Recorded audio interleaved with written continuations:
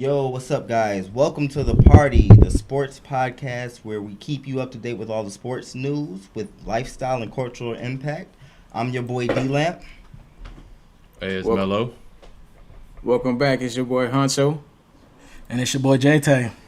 and episode 3, Man, they we in this flying by. thing. We in this thing. 333. Yes, It's sir. kind of crazy. For sure, for It's sure. kind of crazy So, to even think that we on episode 3 right now. But, I mean, we here. We made it. So, Hey, you Yes, know sir. we hitting the ground running. You know what I mean? We're gonna keep the train rolling. We're gonna keep it going. Yeah, man. We got to, man. So yeah, man. Just glad to be here with my dogs again, ready to talk again, talk some sports again, man. Before we really Yes, dive sir. into sports in general, I kind of wanted to shed light on a topic that is not talked about within sports as much. Being a former athlete myself, I kind of know how this battle can be a little bit of times. But let's talk about real quick. Just want to shed some light on the aspect of mental health within athletes, and everything that athletes go through. From being on the field, in competition to off the field. Different things that they face in that. With some former athletes on the podcast here as well. What's some of y'all thoughts on that? Have you experienced it? Have you seen people go through it? Have you tried to help people with it? Like, what's kind of y'all take with that? so let me start off with saying this. Mental health is something that everybody goes through. Like mental health issues, whatever it may be, everybody goes through some sort of thing that they have to deal with their mental health. And when it comes to sports aspects, a lot of people like will look at athletes, especially superstars, and be like, they can't be going through that too, but they definitely do. Like Right. it's something that everybody has to deal with. So, I mean, with me, I feel like ever since the whole COVID-19 thing started with the outbreak and us having to shut down, um, I've started to experience anxiety, and I've never had to deal with that in my life before. Like when people used to talk about that, I couldn't relate. Like it was something now I'd be like, man, they must be blowing it out of proportion. To me, I just thought it was like something to where, all right, you're just nervous, you're just anxious. But no, it's like it's totally different. Like when you experience it, like it messes with your body, like it messes with your mood, it can mess with your blood pressure. It's so much more than just being nervous or anxious. And like actually experiencing it, like it gives you a total different aspect on the whole thing. So like mental health is nothing to like shoo away or make small deal of. And to piggyback off of what Lamp said, I think especially with COVID and people really being stuck in the house for really a year, it took people to some places that are dark and I hope that in that people were able to find others to use as an outlet, right? Like these are conversations that we need to have. I mean, and I'm just being transparent. Recently I was going through some things and just knowing that the fellas were right there, to reaching out and just making sure that those things or whatever that we're not alone in them. So you just want to always be making sure, especially when it comes to mental health, that you're taking time for your mental health. You need to have some type of form of relaxation that, if it's reading or if it's playing the game or playing sports or hiking or biking or whatever it may be. As a person that's going into the counseling field, I mean, I think it's something that we're talking about, constantly. So I'm curious to hear, more, especially on the topic from Jay and just seeing where his thoughts are. But it's definitely something that needs to be talked about, especially amongst our community. It's something that we need to start having them conversations openly about. The same way we have barbershop conversations about sports or any other thing. We need to start having these type of conversations.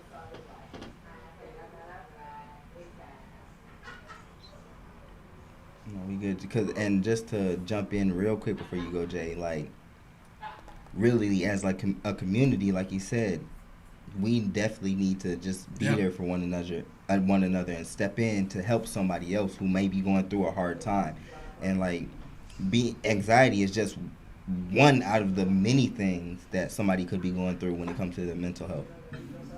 Yeah, yeah. So the fellas touched on it pretty well. Me personally, summer 2019, towards the end of the summer, I actually started to enroll myself into therapy.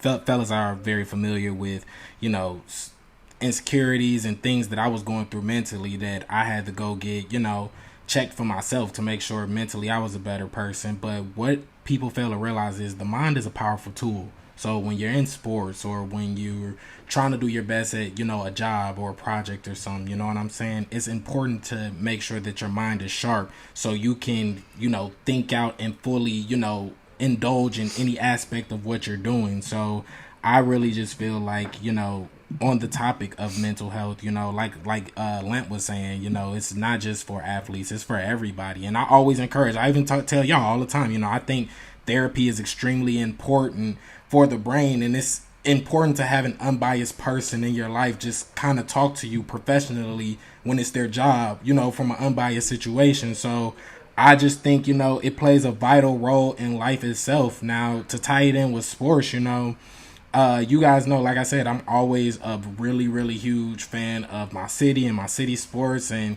mentally it's draining. But, for them to be an athlete, to have, the pressures of, more specifically for a city like mine that's rich in history, in sports, you playing basketball, you always have to live up to the expectation of Michael Jordan or you didn't do anything, you know what I'm saying? So mentally that can be draining on a player who, one, has been playing basketball all his life, but to be playing it at this level with so much at stake, it can take a toll on somebody. And that's in any sport: soccer, football, baseball, literally softball, any sport that you can think of. Mental health is super important. So I'm glad, we took some time today to start to show off, to one, talk about the importance of it, and two, to even, just talk about us being relevant to, actually mental health aspects, you know what I'm saying? And if it's in your means and you're listening to this, if you can get therapy, try your hardest and try it out, have an unbiased look at it and, just see what it can do. I mean, it's not for everybody, but I always recommend it for everybody.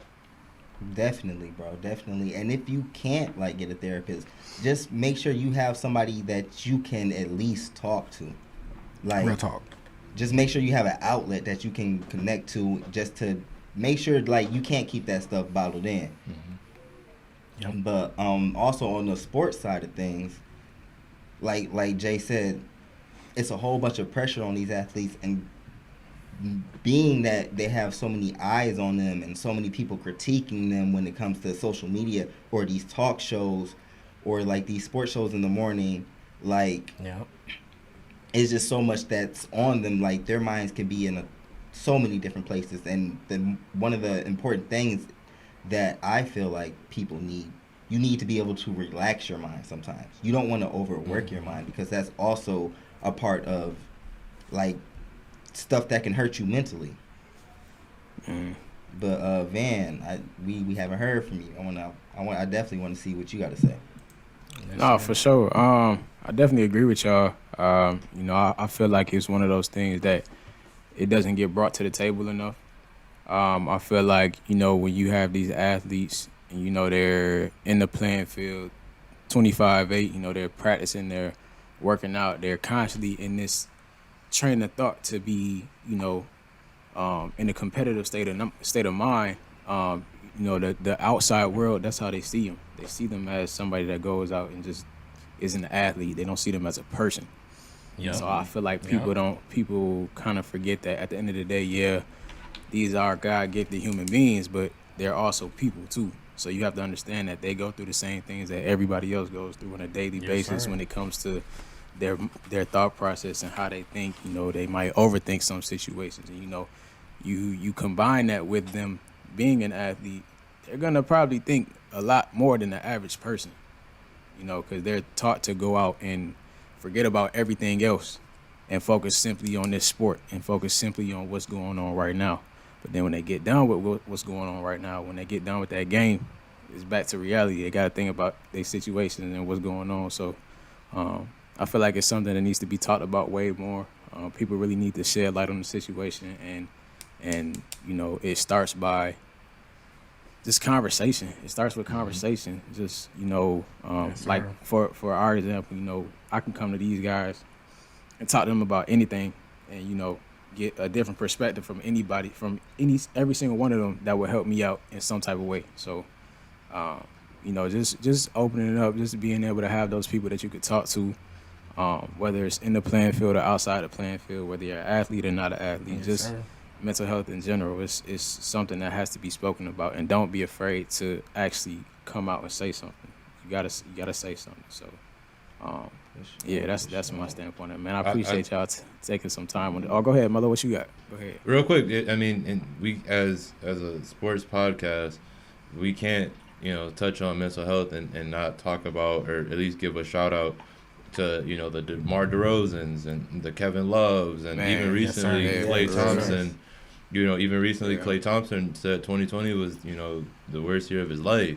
Between the injuries and then COVID happened and his grandmother. So recently he's been more vocal and on the sidelines of the Warriors games because of that. Right? He said basketball is what grounded him and brought him back center. So, like I said, we can't have a topic about mental health and sports and not give a big shout out to the guys that are, at least right now, driving that conversation, especially in pro basketball. And So. talking about it, definitely, bro. Thank you for Yes, at sir, least- man. Yeah. Yeah. Thank you, Melo, for even touching on that.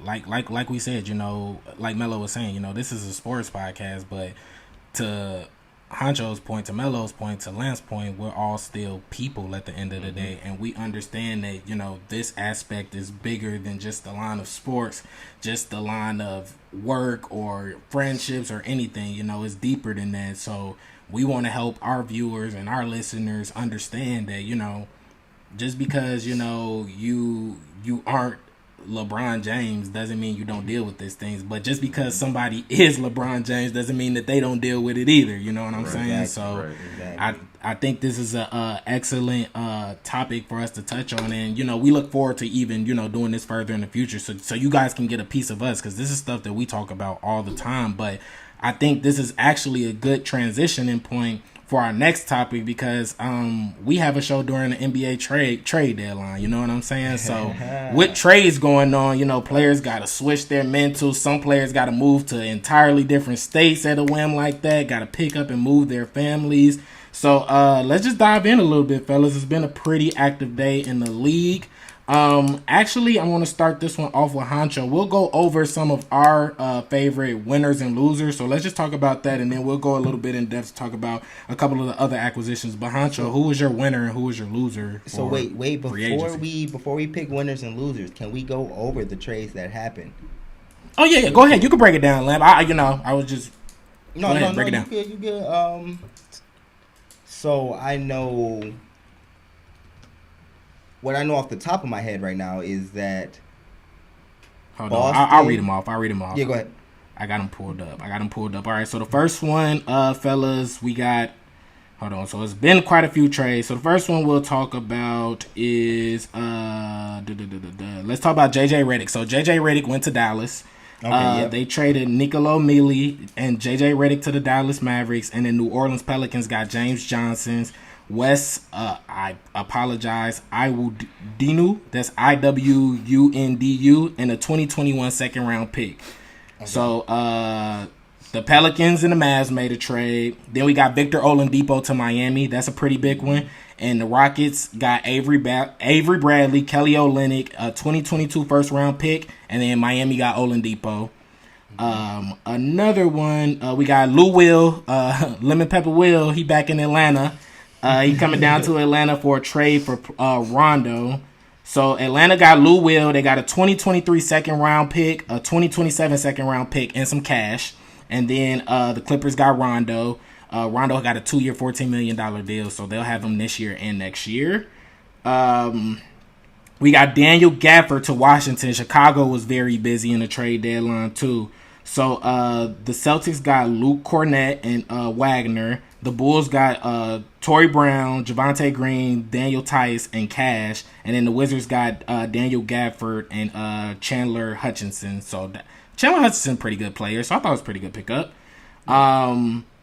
Then we have the Miami Heat. They got I don't want to butcher his name. Is it B Linjenka? Ben Bilencha?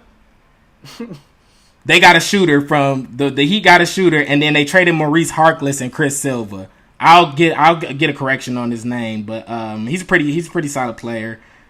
George Hill went to Philly, so the New York Knicks got Terrence Ferguson, Vincent Poirier, a 2021 second round pick. The OKC Thunder got Tony Bradley, Austin Rivers, some picks, and then Philly got George Hill. Mm-hmm. And then we got Portland. Portland had a pretty busy day as well. They got Norman Powell, and they got rid of Rodney Hood and Gary Trent Jr. Shout out Norman Powell. He's been having a really good season. A big one, I know Lamp's going to like this one. Aaron Gordon to Denver. So Aaron Gordon went to Denver. The Magic got Gary Harris and RJ Hampton and some picks. I'm getting close to the end, fellas. Evan Fournier went to Boston. The Magic got Jeff Teague, 2 second-round picks. And then my Bulls, they got Bucci, Nikola Vucevic. And then they got Alfred Aminu. And then they traded Wendell Carter Jr., Otto Porter Jr. Thank goodness for getting that contract off the books. 2021 first-round draft pick and the 2023 first-round draft pick. And Terrence Davis went to Sacramento. So Terrence Davis is in Sacramento for a couple of picks. Charlotte Hornets got Brad Wanamaker. Melo, I know you like that one. Golden State got some cash.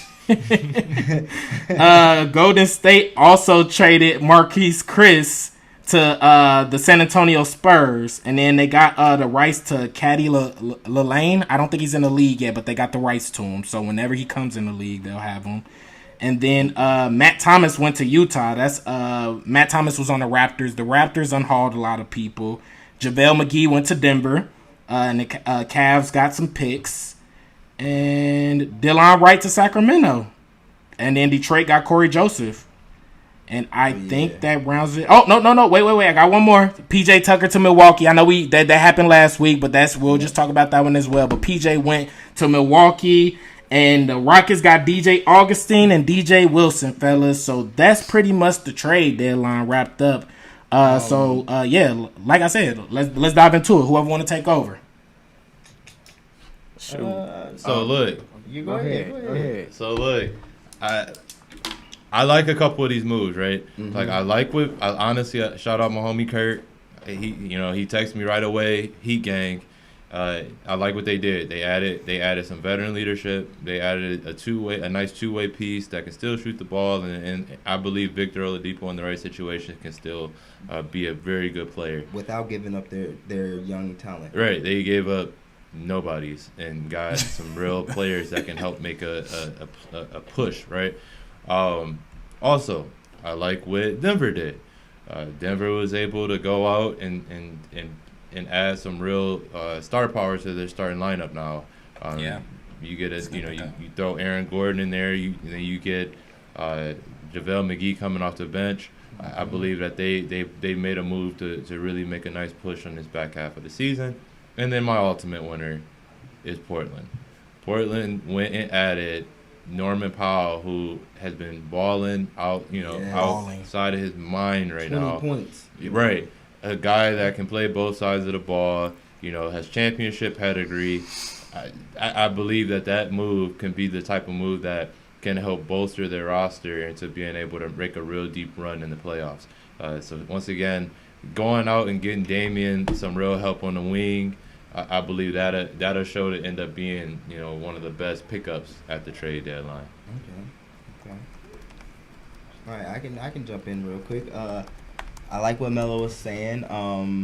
I also like what Boston did. They went and gave up Jeff Teague and 2 second-round picks to get Evan Fournier, which is a good veteran piece who can shoot. And a lot of the time, Boston, they go into these slumps.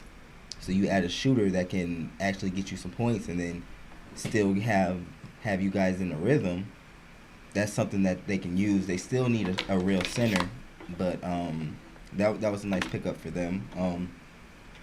I also like that the Clippers were able to go out and get Rondo, who they really wanted to get before the season started. I don't know why the Hawks were after him so bad just to give him up. But that's definitely a good pick. A good pickup for them. Who else? The Nuggets, like Melo said, I like Gordon to fill that power forward spot. They were really lacking there. Yeah, Paul Millsap was not getting it done. They were lacking in the power forward spot, but yeah, that's definitely, especially with Jokic. Expect some oops. But Yeah. Lamp, before you move on, also to add to that point, a lot of Denver's success last year in the bubble was Jeremy Grant. So now that they kind of filled that role with Aaron Gordon there, I feels like Melo says, that makes them formidable for sure. Yeah, like I said last week, they already were. Last week they dropped the ball when they didn't sign him. So yep, like I said, they're lacking in that power forward spot. What else did I think was really good? Oh, the Heat. I really think the Heat, like, they really made some moves that they needed to make, especially adding another scorer and defender to that core group. Especially given that gives Tyler Hero and Duncan Robinson more time to actually come into their own. And Bielitsa, I mean, that's a career. Bielitsa, there you go. Yeah. Thank you for Yes, clarifying. He's one of those guys that, I mean, seriously, he can go out and get you 3-4 made threes in a game, and then he can also go grab you He's 9, gonna 10 get you some rebounds. Yeah. He'll pass it. Yep. So I believe that'll end up being an underrated pickup as well. Just knowing what Miami can do in their system, you know. They're actually really deep right now. So I Go like ahead, they Huncho. really did. I feel like y'all missing one, man. I feel like the. Wait, I'm not. I wasn't done. I was going to the Bulls. Go ahead. My bad. But no, My you bad, go big ahead. dog. Thank you, Huncho. Thank you, Huncho. I My bad, want you to big go dog. ahead. Thank you. Look, I'm saying that was my next team. The Bulls is my next team. Go That's ahead, all I was go saying. ahead. Because Vucevic, man, that's a good pickup for them. Because Zach LaVine can actually have somebody they can throw it into the paint, and he can get you some buckets down low. He could also spread the floors because, like, Zach LaVine is playing out his mind right now. So Yeah, he is. people All-star. they might have to double him, and you have a whole center that can step outside the three and shoot the three ball too. So that was a great pickup for them, and they really didn't lose too much. Production, Otto Porter, Who has not played. yeah. Since he That was a signed bad contract. When That Since was he a bad signed that contract. contract. And then Wendell my thing Carter is Jr. too with Wendell Carter. Wendell Carter ain't much to me neither. So you replace Exactly. that with points. So they and didn't. you They replace didn't that lose. with rebounds too. So that's So more they didn't second lose chance too much points. production. Yeah. I really feel bad for the Magic because I guess they're going into rebuilding mode, but you didn't really get They dropped a anything, bomb in their organization, man. bruh. But you traded, so you're supposed to get at least something back. They didn't get nothing. Jeff Teague, second round picks. Yeah. See, I think Wendell Carter Jr. out of Porter. I think it was perfect for them. I honestly like the picks, especially with this play-in scenario. We 10th in the East right now, so it's important for us to make that push. I would say Chicago won the the trade deadline, but I'm gonna go with you all with Miami because the most important thing about Miami is they got a lot of expiring contracts. So when free agency rolls around, they'll still have a lot of money to go and get a star, so they can also re-sign these dudes. I'm really happy for Oladipo because he originally wanted to go to Miami from Indiana. So now that he's in Miami, he can bank on himself.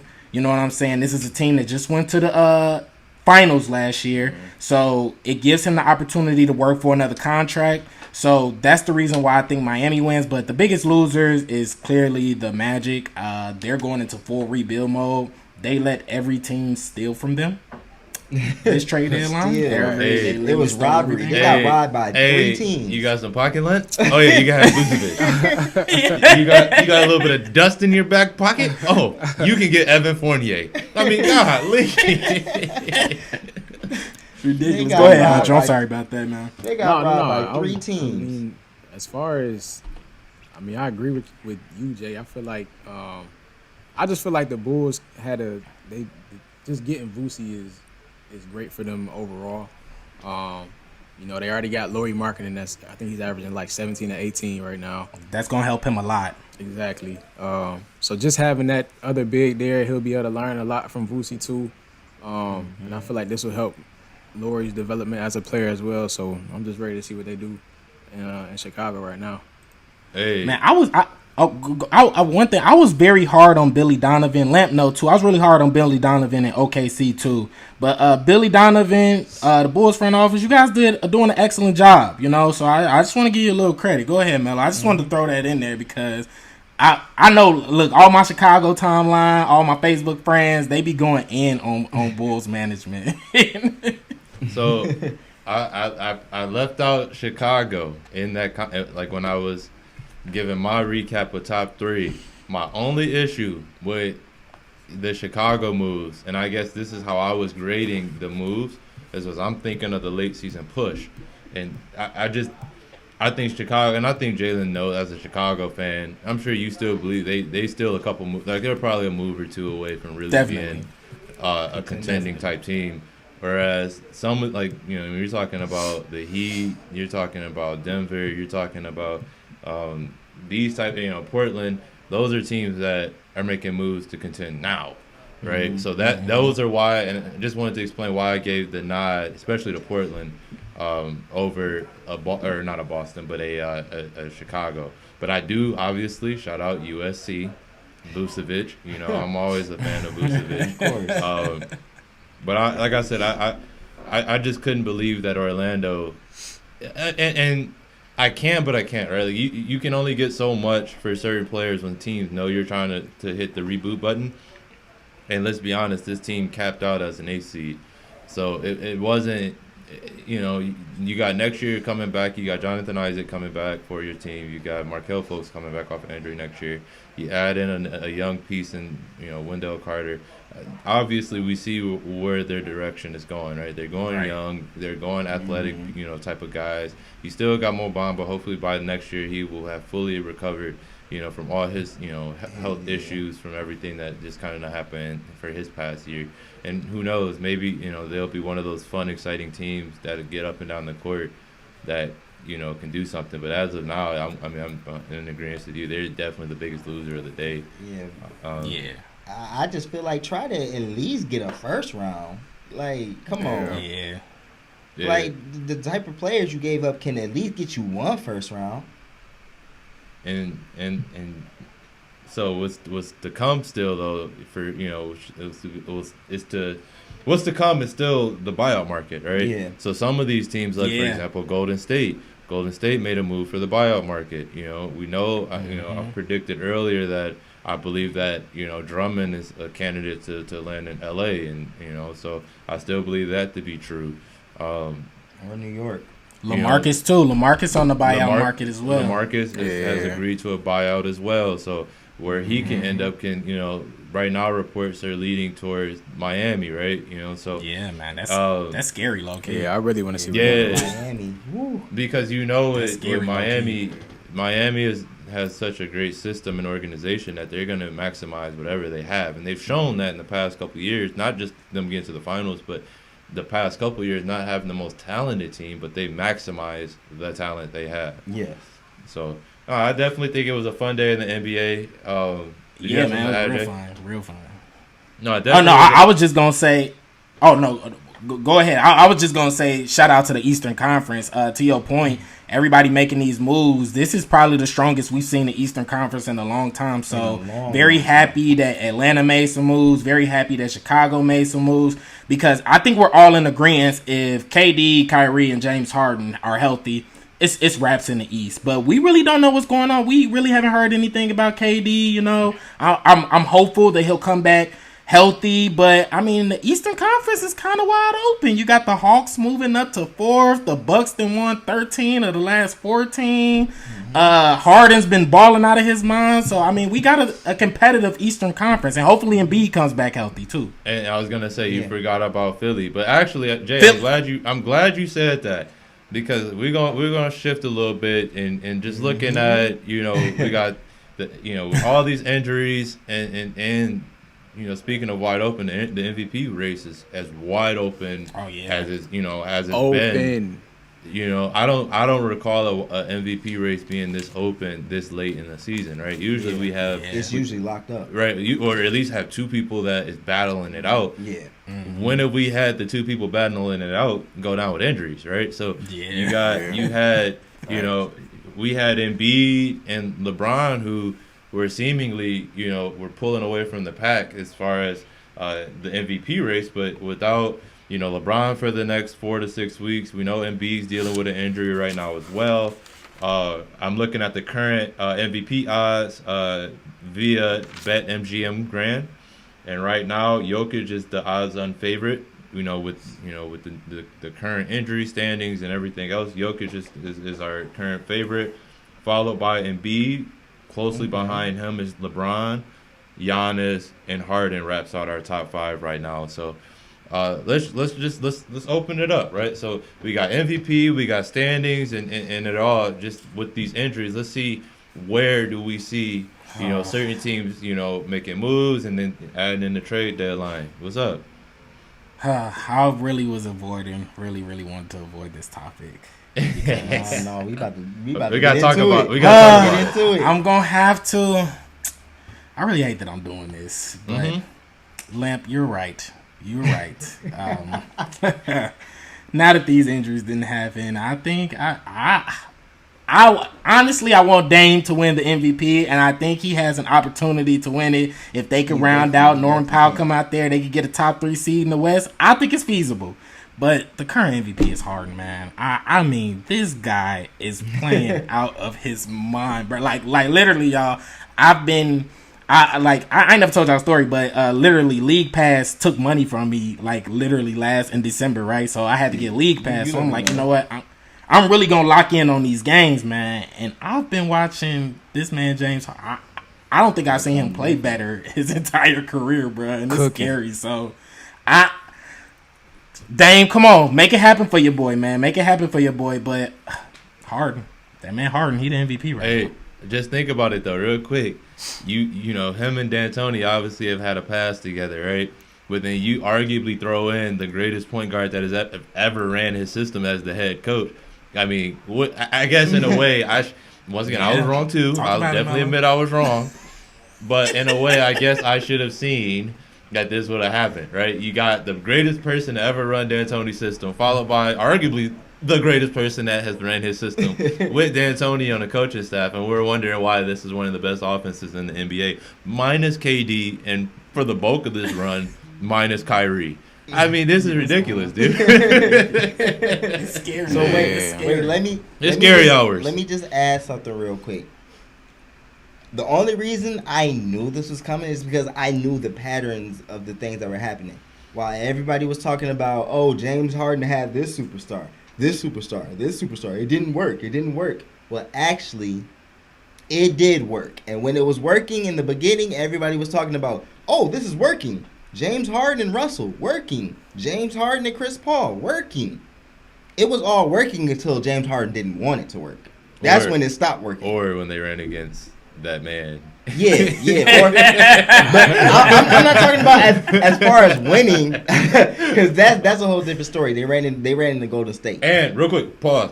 I've been on record saying I believe that James Harden, the only reason he at least doesn't have a single title is because the Warriors teams. If the Warriors teams weren't in his way, I believe he would have beat one of those. He had to run into Golden State multiple times. So. Yeah, as far as success team-wise, chemistry-wise, it was all working because James Harden knows how to play. If he needs to score, he can score. If he needs to run the offense, he can do that. He showed that in OKC. But, we all were worried about every time he made it to the playoffs, and he stunk it up. But, he's a team player, and I seen that from the beginning. Each time they added a superstar, it worked. They've been in the top 5. Rockets were the top 5 team each year for the last 4 or 5 years. Hey, I think the most impressive thing Harden has ever done is taking a bunch of bums. And when I say bums, I'm talking about I can't name outside of PJ Tucker and Macklemore. These dudes were a bunch of nobodies. and he took a bunch of dudes under 6'5" and drugged them to the playoffs. Like, really think about that. And now he's playing with some actual like MVP talented players with a whole bunch of shooters, which he already had in Houston. So like, I knew this was going to work, and I knew he would fit right into that point guard spot. So like, I just felt like this was like it was going to happen this way. But I didn't mean to steal the spot from you, Melo. No, I'm good. I'm ready. Let me hear what Huncho got to say. He's sitting over there. I mean, shoot. Yeah, I mean, when we talked about this in the last show, I was one of the ones with Lamp that I agreed with him in heart and taking that MVP. I want to avoid this topic. So, man. yeah, man, I didn't too much see what it's gonna do once the trade happened and everything, but once I started watching and saw how fluid the offense was running when they didn't even have Kyrie or like have everybody, and it was just Harden out there mostly, it's like it was hard for me not to give him a nod because he's out there balling, he's getting his teammates involved. The man can already score at will when he wants, so I mean that's already the situation taking care of itself. But just the fact I see, what's his name? He got Nicholas Claxton looking like he should start for somebody or something. Like he actually, like, yes, bro. Like, yeah, bro. And then to the that point, guy, man, 11 assists, Houston, bro. He averaged 11 assists. Leading the league, running away with the league. And I'm saying, look at Houston now. What are we saying about Houston now that James Harden is gone? Yeah. Didn't they set history? Losing? Hey man, Christian was out. Just saying, bro. How many games was it? In the Houston Rockets, man. How many games was it? It was 20. Oh yeah. It was 20. It was 20, man. 2-0. It was rough down in H-Town. Just know, hey, the chicken leg hut was open, or the turkey leg hut. Just know this. If them boys out of Milwaukee make a run, and Giannis is pushing that, it's going what it's going to end up being. And I think Jokic will end up falling back, even though I seen a stat today that Jokic leads his team in everything. I seen that, dog. I meant to send that to y'all. Everything. Points, blocks, assists. Listen, 3-point percentage. Yes. Let me say this one more time. Jokic leads his team in every statistical category. They're talking about That's LeBron crazy. leading in 5 categories in a span of 5 games. Jokic has done this over a span of almost 50 games now. Like this is why I respect. Like you can't undervalue the regular season and then overvalue a sweep in the finals, right? Like this stuff has to matter, right? So Yes, this sir. dude, like I said, for him to be average, big shout outs to Jokic. Like I said, I find it hard to believe that they will eventually go that route as far as giving him the MVP, but I definitely believe that Giannis, if they make a run, it'll be Giannis and Harden as those two at the end, with Jokic being Jokic would be the first man out of the conversation. Okay. Let's talk about the standings real quick, fella. How do we feel like we said with all these injuries happening? I was just gonna ask you what places they in. Who? Just Denver. Just Denver. What place are they Denver in? overall? Like in the West. I think they're like 4th or 5th. I know they've had an up and down season, but right now they're 7-3 in their last 10 games, and they're sitting in the 5th seed. They're sitting in the 5th seed. So listen, as much as I like what Portland has done as well, like that's going to be tough as we round to these final pushes, especially in the West, because in the West you start getting into playoff form real soon, because you mess around and lose 3-4 games in a row, and you go from being the 4th seed to down to the 9th seed. Yeah, So tight. yeah, it get tight real quick in the West. So I mean, think about it. Dame and them boys and Jokic and them are separated by a half a game. So it doesn't take much between either one of those teams to either make a push or to fall back in the lineup. So I definitely think some real good moves were made in order to try to bolster these rosters. Looking at Chicago, real quick, Jay, just to show your boys some love. They sitting currently at the 10th seed. I do believe that they can find a way to get to that 8th seed. I was talking to a colleague of mine. I definitely believe that they can find a way to get to the 8th seed. I don't know how much of a threat they're going to pose to that first round team, but I do believe that they can find a way to get upwards to that 8th seed. Even if they have to be in the play-in tournament. Yeah, I still think they can get. They got two. They have a lot of firepower. My lone concern about their roster right now, the way it's currently constructed rather, is I don't know who they're guarding. Yeah, their defense is going to be right. Like I don't know who's guarding anybody. Laurie and Boosie, we both know aren't guarding anybody, and then Zach LaVine is as great as he's been carrying on offense. Yeah, he's never been known as a defensive stopper. So just looking at it from that perspective, when you got teams like Milwaukee or even with Brooklyn, they're playing better lately defensively, but their offense is just so overpowering that you're telling me that Boston, or not Boston, but the Bulls would be able to score with that offense. I struggle to see it, but I definitely like what they did. They made moves in the right direction, but now they need to go ahead and go big fish hunting. Yes, sir. They definitely need another piece. So let me see. I just want to start off saying that I feel so bad for the Lakers. Just because, and it's not even that they're in a bad spot right now. They just lost both of their stars. They're probably going to drop to 6th, 7th seed with Anthony Davis and LeBron both out for as long as they're going to be. We're going to see Anthony Davis come back first, but we've seen what Anthony Davis led teams look like. The first round exits. we see what they have looked like, and the team that Anthony Davis is going to be leading is probably worse than his Pelican team. So I don't think it's good. They're still going to be losing when AD comes back, I believe. So I see them probably in that 7th seed by the time it's all over. Let's talk about the West. And real quick, just to add in, currently the Lakers have the 4th hardest strength of schedule remaining. Yes. Followed by top 5 right now is Houston, San Antonio, Phoenix, LA, and Portland as far as strength of schedule remaining.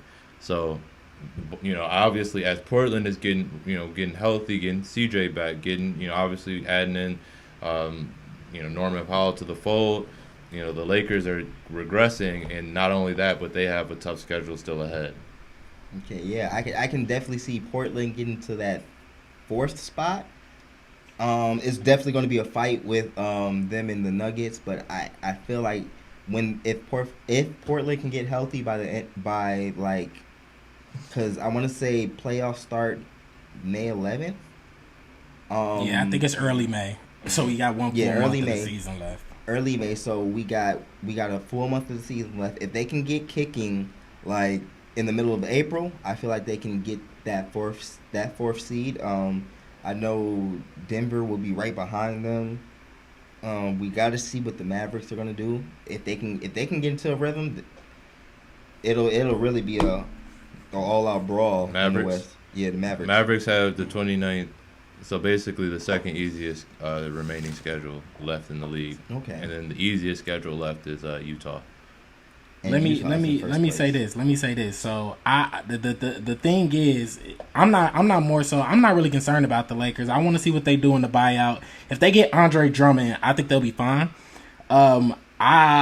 Phoenix, Utah, they don't want the Lakers to fall 7-8 and AD and LeBron get healthy. They don't want that. So can you imagine playing hard all year just to see them in the first round? Man, my goodness. Like I said, I think so. How it's currently constructed is so the Dallas is 7th right now. I think Dallas moves up, and I think Denver and Portland moves up. So I think the LA is going to come down. But those play-in games, man, you got to play. And let's just assume, and this is me completely assuming that AD and LeBron are healthy. You know what I'm saying? They'll be fine. I think that the matchups and everything in the West are going to be excellent, But I think the East playoffs is going to be really good. I think, something that's taken for granted is LaMelo. LaMelo. Yes.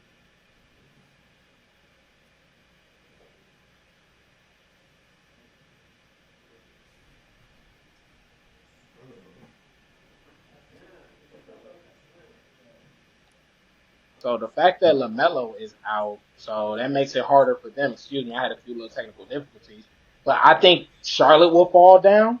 But I think Atlanta's going to move up. I think Boston has the opportunity to move up. So it's going to be pretty tight in the East. So I don't really feel like there's going to be much moving like from the bottom and top teams. I think the Lakers move down. The Heat are definitely going to move up in the East. Yep. Yeah, So yeah, go ahead. to go back to kind of what you said, Lamp. What you said, the Trailblazers, you said you think that they're going to finish out fourth. I honestly feel like with them getting the pieces that they got with Norman Powell and doesn't Nurkic come back too? Yeah, Nurkic will be coming back soon. He'll be back soon. And they get CJ back. I feel like they're honestly going to move up to third. I can see the Clippers going down to fourth, and I feel like the Nuggets might fall down to fifth. As far as the Lakers, I feel like they honestly, just with them losing AD and LeBron, I feel like they could possibly move down to like the 7th seed. I hate to say it, but I mean that's just what it is going to be for them. And then once playoff time comes, if AD and LeBron are able to get healthy by then, which I'm sure they will, it's going to be what it is from there, and they'll be able to move on throughout the playoffs from there. As far as the East goes, I feel like the Bucks will finish out first, honestly. With Embiid going through what he's going through, I feel like the Sixers will move down to second. I can see the Heat maybe moving up to like fourth. I feel like the Hornets will drop down tremendously simply because of the Melo being out. That's going to be big for them. And then I can see the Bulls with what they just did, getting Vuce. I feel like they could honestly make a push for that 8th seed. So it's a lot that can happen, man. It's real tight going down the stretch. Yeah. It's so crazy because these predictions, they sometimes can be so bold. Like they can be way out there. You never know. And with that being said, I kind of want to move into our special segment, which is Profit or Stop It. If you were listening to our first episode, we did this segment, our first episode. And that's where we all take a bold segment and we predict the future. And the rest of us let them know if you're going to be a prophet or you need to stop it with that madness. So, go ahead, bro. I was just going to say, last time they told me to stop it, y'all. So, I'm going to try to make sure that what I say today is a prophet. But LaMarcus, go to the Suns, man. Man, shout out. Listen, shout out Jay-Tay, man. Hey, shout out Jay-Tay, shout out Huncho, shout out D-Lamp, and shout out Remy. Sometimes we just got to make sure we bigging up everybody. Go ahead, my bad. I had to throw that out. No. I just want to know who got our first prediction. Let me lead this off, man. It's not even a prediction. Bro. But this is probably the biggest Profit or Stop It I done heard all week, bro. Draymond saying he is the best defender of all time, bro. Profit or Stop It, bro. Somebody let me know, man. Is it Profit or Stop It, bro? I wish I had a stop sign. Stop that, bro. Stop, bro. What? Bro, stop it. Stop it. Stop. No. So look, this is the thing. If you're gonna say stop it, you gotta replace with who you think is the best defensive player. So, Huncho, I'm gonna say stop it, and I'm gonna say stop it because of one person. And I'm gonna go with Ben Wallace. Shout out to Lent with the Afro because Ben Wallace. When I think defense, my time, me growing up, I think Ben Wallace. So, yeah, bro. I'm gonna go with Ben Wallace. No shade to Draymond because I think Draymond's defensive IQ is better than a whole bunch of players ever. Now, that's why he's a good defensive player because of his mindset and where he can read deep. I mean, he can read the offense and be at the right spot at the right time every time. Mm-hmm. And also, this Afro, bro, I can't find nobody to braid my hair, man. Hey, man, somebody braid my boy hair, man. It's crazy out here, man. I'm But, like my dog, right? Look for him on Instagram. We need somebody to come to my boy here. Man, everybody booked. Hey, but man, all right. for Go real, ahead, I man. can Go name ahead. I can name about 15 players. Give us 3. Give Give us 3. Okay. Well, you going to Watch this this. generation, Watch this. or you Watch going this. like all time? Ever. What y'all want me to do? Ever. What y'all want me to Alright. do? Ever? Ever. Watch this. Watch this. Pippen, Jordan, Rodman, all on the same team. That's 3 right there. All on the same team. Am I wrong? Am I wrong? You right. Okay, so my thing is, so when it comes to Dre saying that, I will give him the nod in the aspect of a competitor. Simply because if you're gonna do something, bro, you gotta have the mindset, I'm the best at doing something. Because if you don't have that mindset, you know what I'm saying, you gotta Big carry up yourself yourself that way. No, big up yourself, but don't you be got to. ridiculous, man. You got to. Don't You be gotta ridiculous. carry yourself that way. I'd be gotta- like, bro, I would understand. He was like, man, I'm top 10. I'm top 10 defensive But see, players all top 10 time. would be still putting you at you might be top 10, but if you think that you're 10 out of Bro, that you don't think that you're 10. You top 10 and you won in your head, but you don't tell everybody you won. Yeah, exactly. You don't tell you top 10. Exactly. So I give him the nod in that aspect, but you know, just in my case, I can only go off of people that I actually saw play for myself. Like I didn't really watch Jordan play. I didn't grow up watching him play, so I don't really feel like I can answer that for real. But to answer for people that are in my generation, some defenders that I feel like are better than him are none other than Mr. First team all NBA first team all defense, Tony Allen. I gotta give it to him. Okay. And I gotta give it to my dog, straight from Detroit, Ben Wallace. Who else? It's somebody. I feel like honestly, I'm gonna put.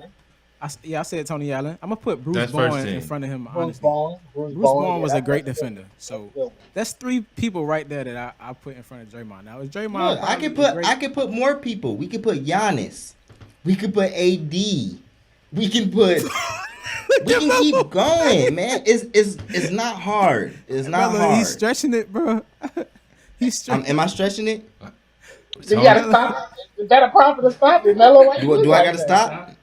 I just want to know how many defensive player of the years does Tony Allen have?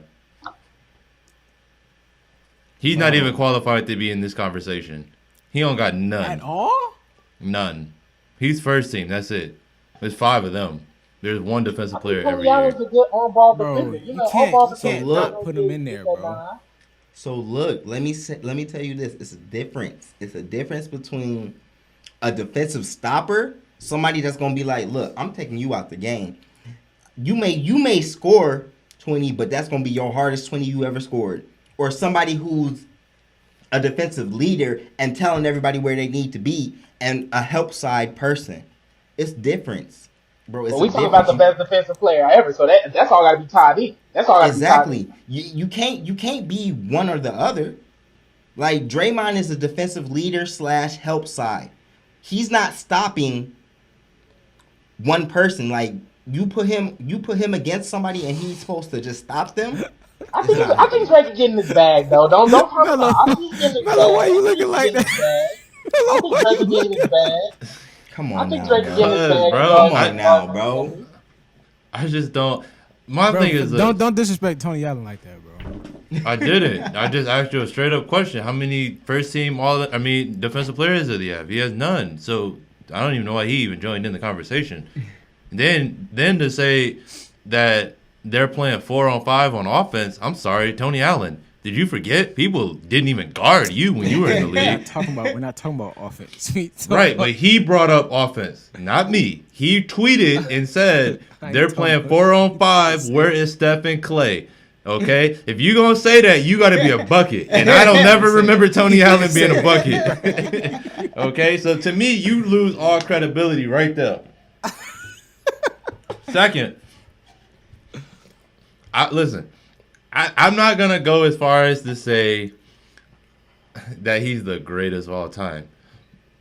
But can we not disrespect what Draymond has done as being the defensive leader on the greatest team that we've ever seen? Bro, I gave him his props, bro.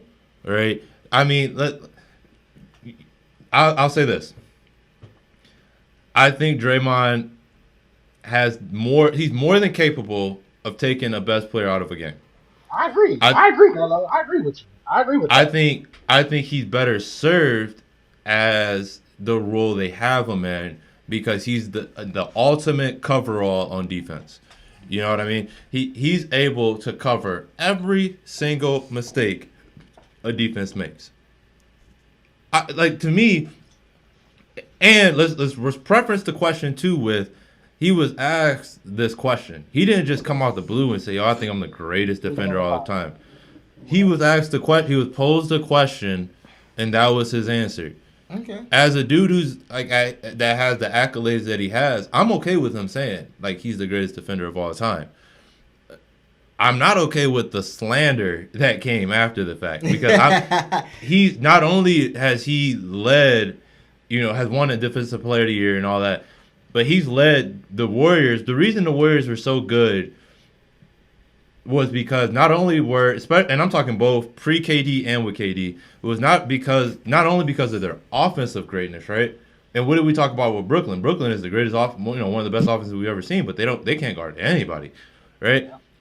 Because of Draymond, the Warriors weren't only one of the greatest offensive teams ever, but they were also one of the best defensive teams ever.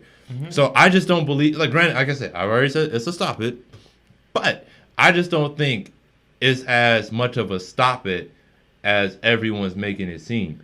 I think Draymond right now, Kawhi has times where he locks up folks. LeBron will sit in the chair every once in a while. Giannis will sit in the chair every once in a while. AD will sit in the chair. But I think none of them dudes elevate a unit the same way that Draymond does. So the same way they're great individually, I'm going to combat that and say a lot of these dudes, and I'm with Van when I say that I can only go off the guys that I've seen, is that a lot of these guys don't elevate a defense the same way that some of those other guys have. They can individually take a player out of a game, but Draymond can do that, and he can lead the number one defense in the NBA, if that makes sense, as a 6'7" center. Okay. That's cool. And like I said, I gave Draymond his props. Like I said, he's the ultimate defensive leader on a team. Bro, you said 20 players are almost better than him defensively all the time. No one current. That's why I said Dan Wallace. That's why I said Dan Wallace. I'm not talking about current. I'm saying all time. That's what I'm saying. I'm saying all time. All time. They're not. You're saying there's. I think he can make a case. I mean, I think you can make a case. Like I said, bro. Like I said. Top 5. If you were to ask me that question. Of the last 25 years. I mean, bro, we're saying all time, not last 25 years. But listen. Like I said, if you were to ask me that question. Who were those players guarding? They weren't guarding just freak athletes like they're doing now. All right, bro. Like I said. That matters too, doesn't it? Yes, they're stopping. Yes. All right, bro. All right. All I'm saying is, if I was him, I would have just been like top 10. In my mind, I'm 1. Bro, that's cap. You ain't saying you top 10. You would have been like, bro, I'm number 1. In your mind, look, this is why the slander came to you. You know why the slander came to you. But let's move on to the next prophet or stop it. Bro, I don't care what anyone say. I'm always going to say I'm number 1. Y'all going to have to fight me. Bro, in your head, go ahead, bro. So, like I said, that's excellent. I love to talk on Instagram too. Y'all make sure y'all get it us on Instagram, man. Like this is an excellent topic. But Official Sports Podcast. Official Sport.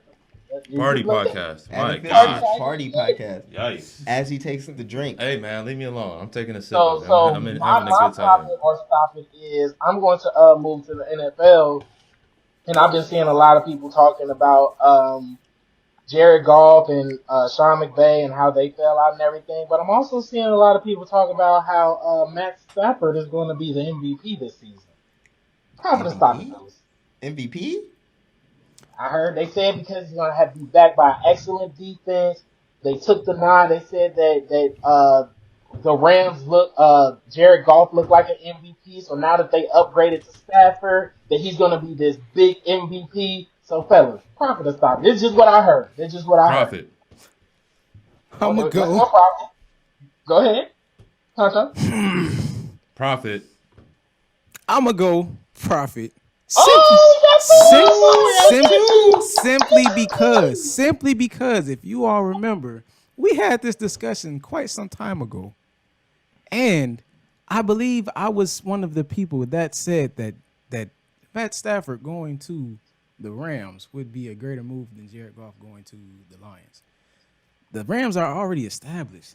Their team is already established. The only messed up part was Jared Goff. Jared Goff is not a terrible quarterback, but he's not Matt Stafford. Matt Stafford is a great upgrade compared to what they had in Jared Goff.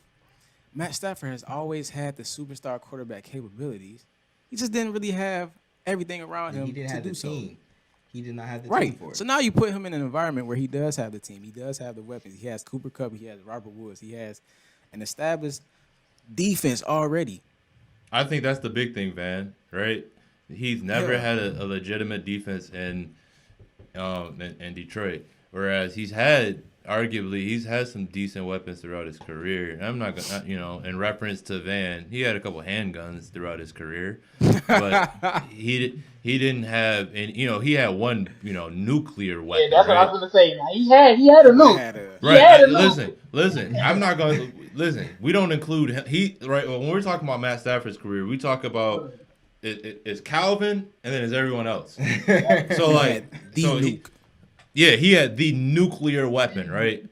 So I say it's a profit, and I say this because, and to piggyback off Van, you have one of the best defenses in the league.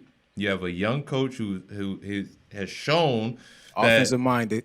He's an offensive-minded coach that can take a team to the playoffs. And not only the playoffs, but they got to the Super Bowl.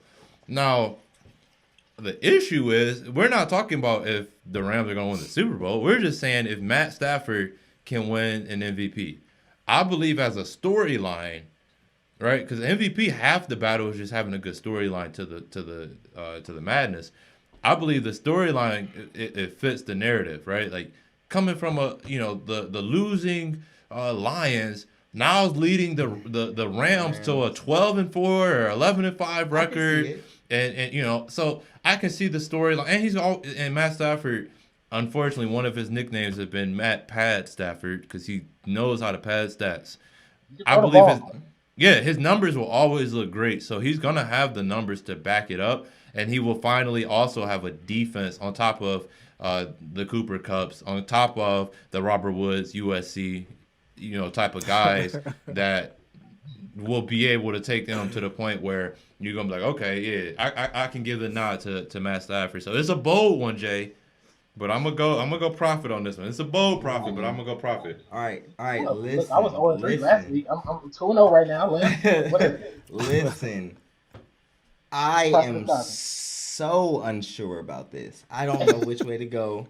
So, because of my uncertainty, I am going to say stop it. Okay. Now, Look. I understand Matt Stafford is a very big upgrade from Jared Goff. I understand that he can pad his stats, but we gotta see him win. We gotta see him win. We gotta see an 11-5, 12-4, or up type of season for him to officially be the MVP. So just because I'm on the tightrope, I can't. I gotta play it safe. There's a lot of quarterbacks out here up for the run that can be MVP. So I don't know. So I'm gonna just go stop it. Go stop it. I'm playing it safe right now. I'm super conflicted too. Because I'm leaning on the side of profit, but I kind of want to take the field only because, and this is just my personal preference. I think Mahomes is going to have an unbelievable season this year after taking that L last year. So I'm kind of in the lights of that storyline, him doing this thing. But my thing is, what I want to see from Matt is Matt's going to have a lot of opportunities to get that MVP because he is going to be playing Kyler. He is going to be playing Russell Wilson. So Before it was just Aaron Rodgers. Aaron Rodgers is your big target. And if you could beat Aaron Rodgers twice in one season and you have a winning record, that could possibly give you an MVP nod. But if Matt Stafford come out here and he's smacking the Seahawks, putting up numbers, and he putting up numbers against the Cardinals and stuff, I mean, watch out. But I'm only on the side of stop it because I definitely want to see how the draft goes, and I want to see the schedule and how the schedule aligns. So that's the only reason I'm going to say stop it. But I definitely could go profit with this one, too, because Matt Stafford's ability is underrated for the reasons that Huncho and Melo said. He hasn't had a defense. Or outside of his nuclear weapon, he hasn't had that eye. You in L.A. now, so if you winning in L.A., you going to get noticed. So look, I'm going to just say this and then I'm going to give my profit or stop it. All right. Matt Stafford ranks top 10 all the time in comeback victories with the Lions. You're telling me with a team that actually plays defense that he can't, like, literally has 31 career comeback victories, and the people ahead of him, Peyton Manning has 43, Tom Brady has 39, Drew Brees. Say the names. Say them names. It's all credible names. Like we're talking. It's all goats. I ain't even done. Let me go because I want to make that point that you're talking. So Peyton Manning was number 1. Brady was 2. Brees is 3. Big Ben is 4th with 35. Johnny Unitas is 5. Dan Marino is 6, and John Elway is tied at 7th with Matt Stafford. So that is elite quarterback company. The issue is he hasn't been with an elite franchise. Now that he's in a franchise that is poised to win, has shown that they can win. They went to the Super Bowl and lost to the Patriots with Tom Brady. Whoa. Right? Like everyone has lost to the Patriots and Tom Brady. So except for Eli Manning. Except for Eli, right? So I mean, when looking at it, once again, it's a long shot. But I can see it happening because of A, the defense, B, the weapons, and C, the storyline. You got to have a perfect combination, and I believe that he can have a really as close to perfect combination, depending on how the season goes, obviously, as possible. But with that said, I'm keeping football. After watching the free agency moves that were made, the Tampa Bay was able to bring back pretty much everybody. And we saw once they hit their bye week, which was late in the season, I believe it was like week 10 or week 11. Mind you, they didn't have a preseason before that bye week. So once they got that 10 straight days of practice, they didn't lose a game. So my profit or stop it is this. We're going to get a rematch in the next Super Bowl. And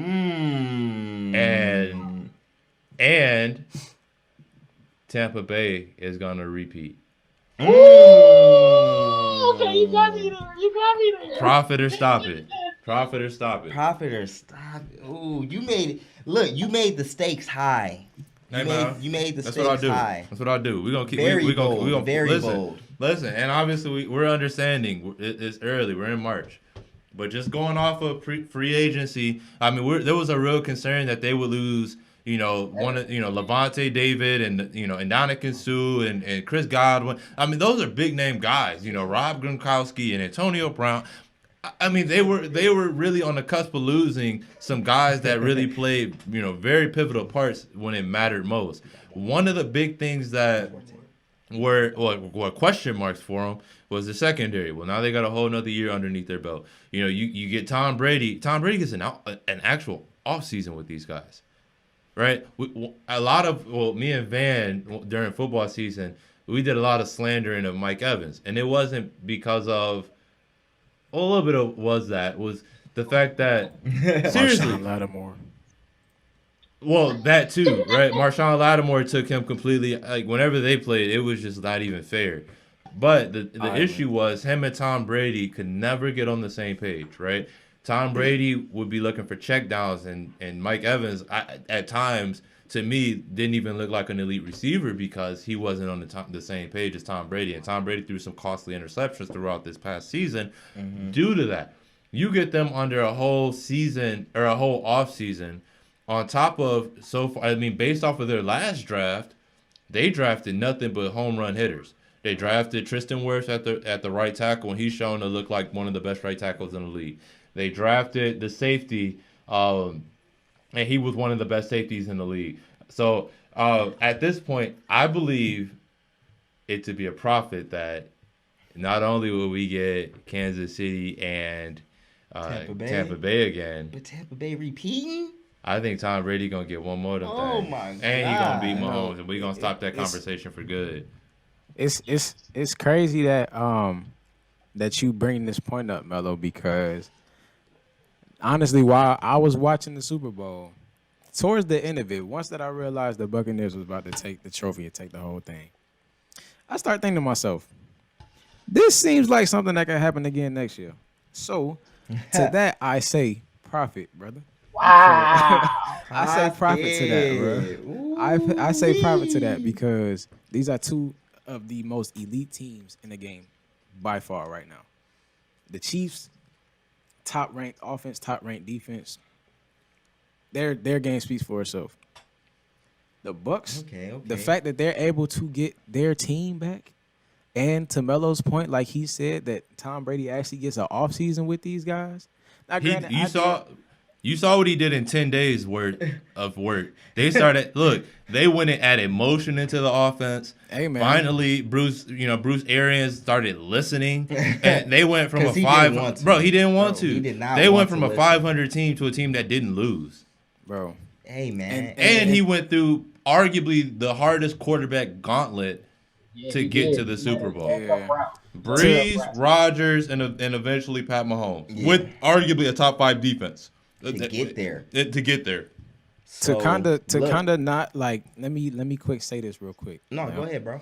To kind of clear up some things with Mike Evans. I will give him the nod in the fact that I think he led the league in most touchdown receptions in the red zone. He might have had that. Yep. In the red zone, he's the definition of a red zone threat. Yeah, and in the Super Bowl he did his thing too. So I tip my hat off to him. He got to show me something a little bit more in the regular season, though. I will say that. We just and for context, Van was a and collegiate receiver. specifically against the Saints. Marshawn Lattimore. Yes. Yeah. So and I say that because Van was a collegiate receiver, and some of the things that Mike Evans was missing as far as check downs and like you would have a dude blitz. I remember watching. He would have a dude blitzing off of him, and he wouldn't realize he was the hot route. So things like. Yeah, so things like that, you watch and you go, like, what are you doing, man? So I believe that having like I said, going back to the offseason point, having an offseason and Tom will actually be able to really talk some football knowledge to this dude. 'Cause for those that don't know, Mike Evans is a physical specimen, right? He's a physical specimen. So I believe a lot of his career has just been based off of he's bigger, faster, stronger than everybody. Yeah, exactly. But now when you play with a guy like a Tom Brady the best thing that Tom Brady does is read a defense before the snap. He's reading it. He's telling you, hey man, this dude's blitzing. I need you to stop your route. I need you to cut your route off at about 5 so I can check it down to you and then you can get the rest of your yards off the run. Whatever you got to do down the field. Yep. Go ahead, Lam. Man. Y'all really be killing me with these. These some good ones, man. These is some good ones. These some good ones. They real bold, and that's why I like them. So, say it. You was on the tip of your tongue. Say it. Man. Say it. Come on, Lamp. I'm going to go with stop it. I knew it. Just because of this. Just because I feel like my homeboy, shout out Pat Mahomes, he not going twice, bro. He not going twice. Look, I agree with we might have a rematch at the Super Bowl. I agree with that. But I just feel like Patrick is not going twice. Hey, Van, in the words of D-Lamp himself, he got to let that happen. He got to let it happen. Hey, I'm leaning towards what with you, Lamb. Like I said, I honestly think, I wholeheartedly think it's going to be a rematch. What? And I honestly wouldn't be surprised if Brady is like Melo said. Right now, we can end that conversation. Mahomes has to win next year. If we even want to scratch the surface for this type of conversation. Right. If he wants to be mentioned as a GOAT, he has to beat Brady in one of these. Right? He got to be Brady. He has because he got embarrassed. And let's be honest, his 2 Super Bowls that he's been in, even the one he won, he didn't look great. I mean, he really did not look great until the end, and the talent took over. But he hasn't looked good in either one of his Super Bowls. And So then you he lost gotta in the you gotta show playoffs yourself. to Brady in the AFC Championship. Then Mm-hmm. you get a chance to go against him in the Super Bowl and you lose. And that's what look. And the only reason why I'm going to stop it, like I said, it's not far off at all. That prediction is not far off at all. It's just so freaking hard to repeat in the NFL. It is No, it is. so hard, and it's It super. definitely is. And if anybody can do it, it's Tom Brady. Brady. But I'm leaning It's towards Brady. Grant for the simple fact that I just don't think, Andy Reid still got some questions too. We proud of you that you got your Super Bowl, bro. We're very happy for you. But, bro, He you looked had very a much lot of so. years to solidify yourself to be that Yep. coach. Now you have to do it. Bruce Arians, like you said, he listened to Tom Brady. Tom Brady, the field coach. You know what I'm saying? So now Andy Reid has to be that guy to be like, all right, I got to outsmart him and Brady if I really want to elevate my team. Andy Reid very much so looked like the guy that hadn't won anything in that last Super Bowl. Yes, sir. Yes, sir. For a dude that's known for his offense to get it completely shut down by a simple cover two. I mean That boy was that's not a- confused. Yeah. Yeah, man, that cover two looked like my Madden cover two, didn't it?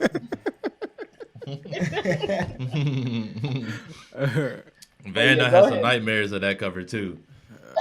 I don't want to talk about it. Man, you got anything you want to say? Out, man. Round us out. Go ahead, Lamp. It's on you. Oh, okay, my bad. I ain't know if Van talk. I ain't know if Van had anything. He want, that's why I said I asked Van if he had anything. He Nah, wanted to I say. start thinking But about listen, how Melo defense be messing me up on Madden. That's why it was a big pause. That's why it was a big pause. But look, all right. So we all going bold. I'm gonna go bold too. Listen, my profit or stop it is Nets going all the way. Nets going all the way. They finna get a championship this year. Profit or stop it. Let me know. Well, that's a profit too. Dang. I mean, the only thing stopping them is them. If Kyrie has another sabbatical right now, Kyrie think he's slick. Kyrie take off, right? And I seen the tweet. I low key seen the tweet, and it had me on my butt this week. It said Kyrie treat the NBA like it's a job for real. This dude took off.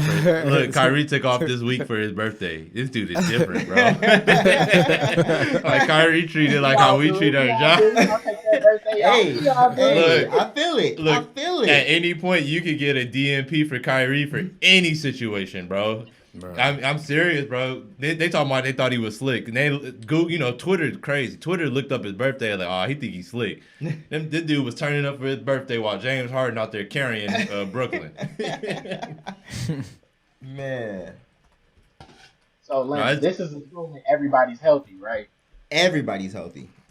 The whole league in contact. It's a profit. It's a profit. If everybody healthy, Brooklyn gonna take it this year. But that's what I'm worried about. I'm just worried about KD, man. I just feel like I'm on the side of I don't think KD's fully healthy. They're not telling us something, and it's completely fine. Like I said, like I want KD. I want KD to be 100%. KD on the floor 85%. That's better than people 100%. But my thing is, I don't think they can win without Kevin Durant, man. They need that Kevin KD. So if KD healthy, I'm with you. Look, KD is on the same path as LeBron and AD.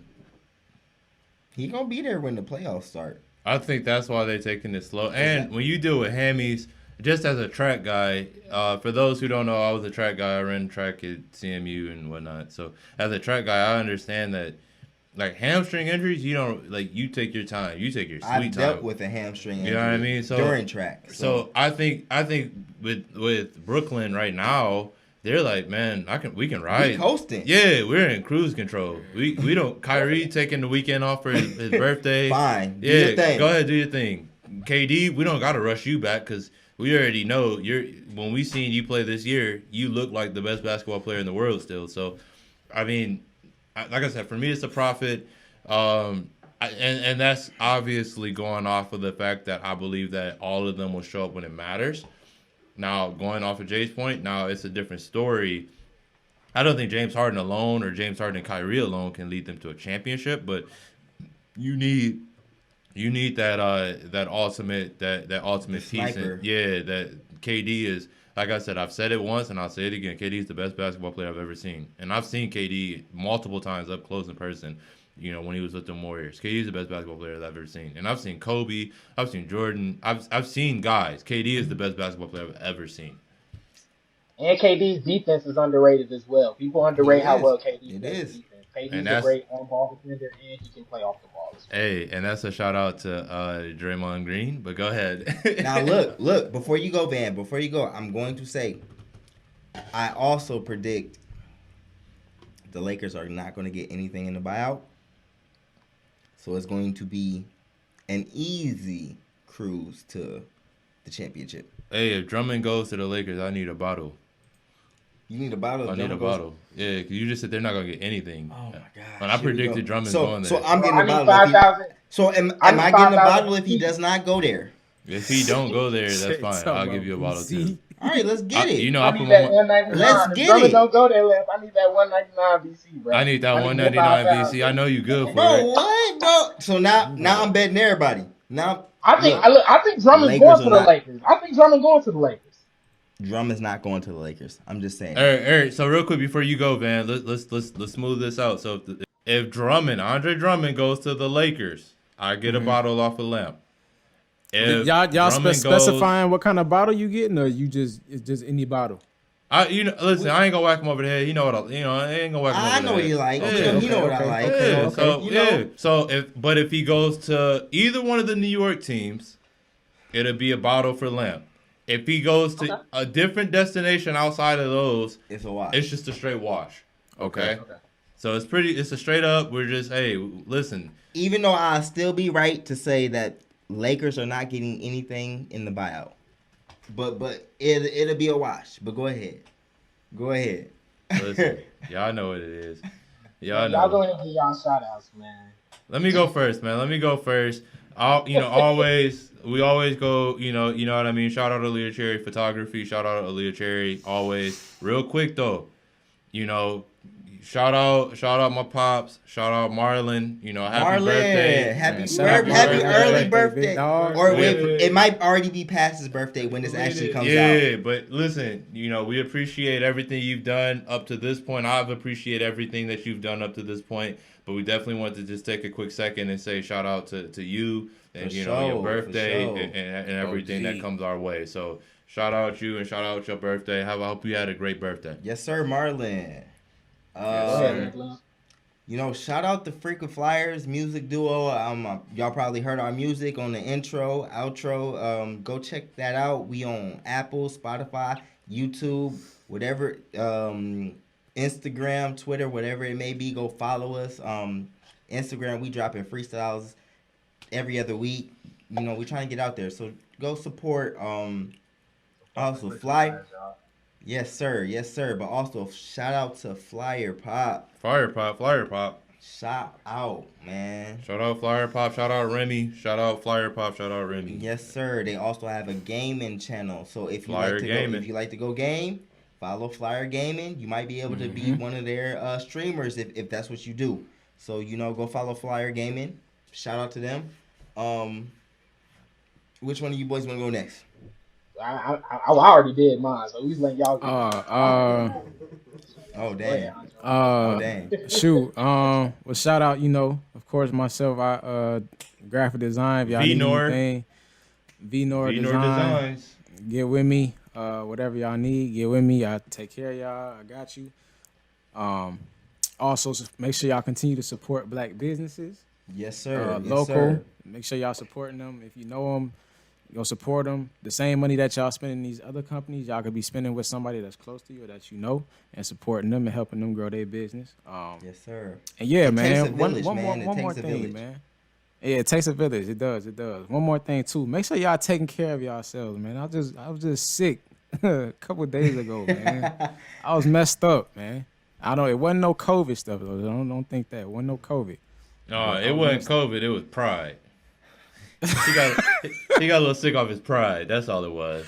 But he back. Make sure y'all are taking care of yourselves, man. Yes. Every way, physically, mentally, emotionally, every make sure y'all way. Take care of yourselves. Listen. We started off the conversation with mental health. We're gonna end it with mental health. Make sure you looking out even if you're the friend, check on your friend. Check on your friends. Yeah. Check on your No, friends. for Check real, on for the real. friend that everyone goes to be that person of that ear for them. Check on them too. Yeah, check on the glue. Check on the glue, you because when gotta- the glue's gone, I'm saying, bad. listen, check on Exactly. check on the people that you love in your life, man, because you don't don't want to do is have it be too late. So just always checking on your people, make sure they straight. Like I said, mental health is something that we need to continue to tap into as a community. Yes, sir. You know what I mean? So like I said, I'm blessed that it's been bestowed upon me to go this career path. So like I said, definitely continue to tap into mental health, especially as a community. But let's get it. Another episode. Yeah, keep yourself That's up what we to doing. par. Hey. Yeah, and with that, thank you for listening. We appreciate y'all. Make sure y'all tune in next week. Oh We're gonna yeah. have some Thank great y'all for episodes tuning in for you. today. Thank y'all for Yeah, tuning in thank you today, for tuning listening to in. this. Yeah. Like Make and sure to follow subscribe. us on Like and Instagram, subscribe. like and Leak. subscribe. We're Leak, gonna be like, on Twitter in a little follow, bit. subscribe. Chopping up with y'all on Twitter. So make sure Party y'all get with Podcast. us. And with that, the party is out. We Thank you out. for everything. Thank y'all, man. Hey. I want my bottle. That's all I want. Bro, you're not getting no bottle. All right.